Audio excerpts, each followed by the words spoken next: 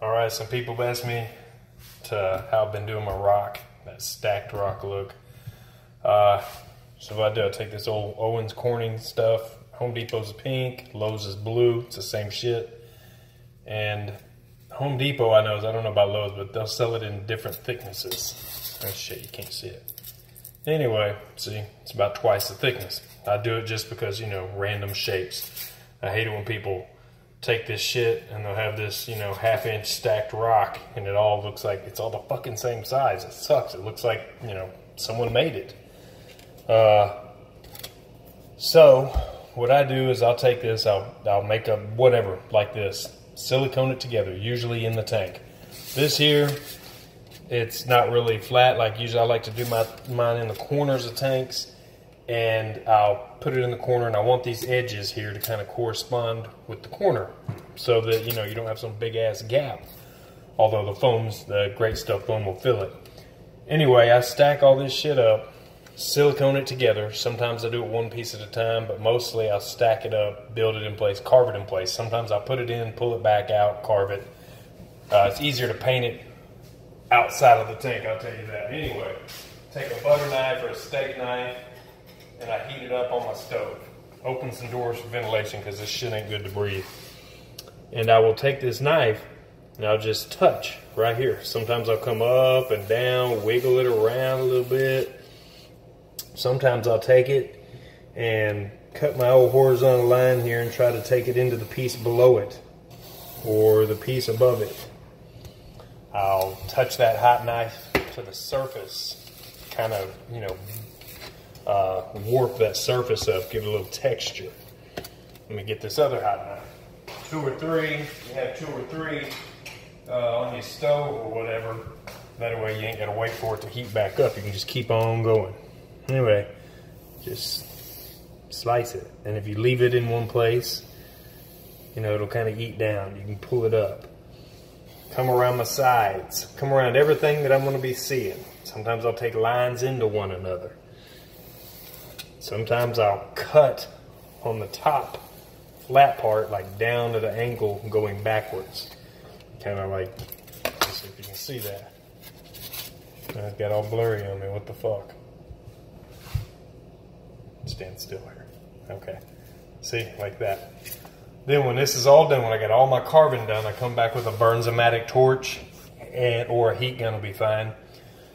And I'll kind of just run that flame over this, and even on these top flat surfaces, and it'll warp and it'll buckle, and some of it's going to droop down.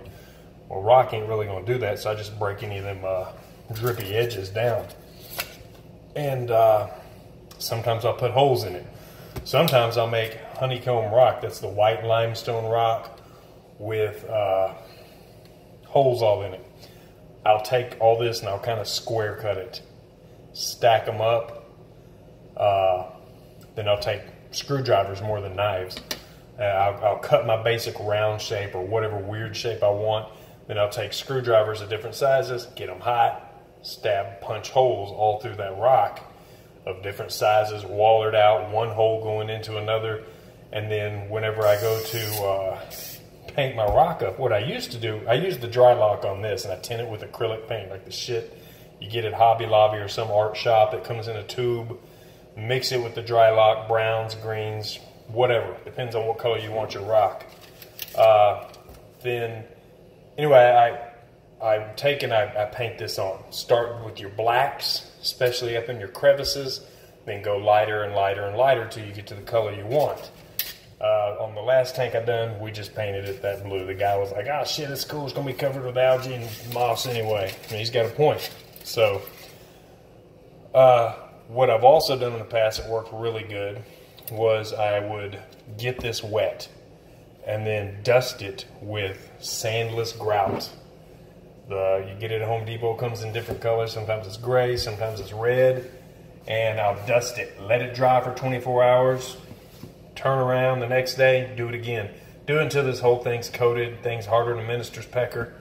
And you put it in your tank, foam it in good, get that old nozzle way back in there, and just, freaking really dump it to it, and it'll fill the gaps. You ain't got to worry about frogs getting behind it. On this tank in here, I ain't even got to worry about water getting behind it. Let me see if the light will show what we got going on here. I guess that light's burned out. Pretty cool. Awesome. Anyway, let's see. Right here, that's the only damn gap I got. See, the rest of it is freaking filled up. There's no water dripping back here on the back side, down through there. Nothing. I think I got a little water down here, but I mean, even then, for the most part, it's dry as hell down there. All my water is being diverted to that waterfall. I'm not losing any of it in the back side. So anyway, there you go. Got any questions? Hit me up.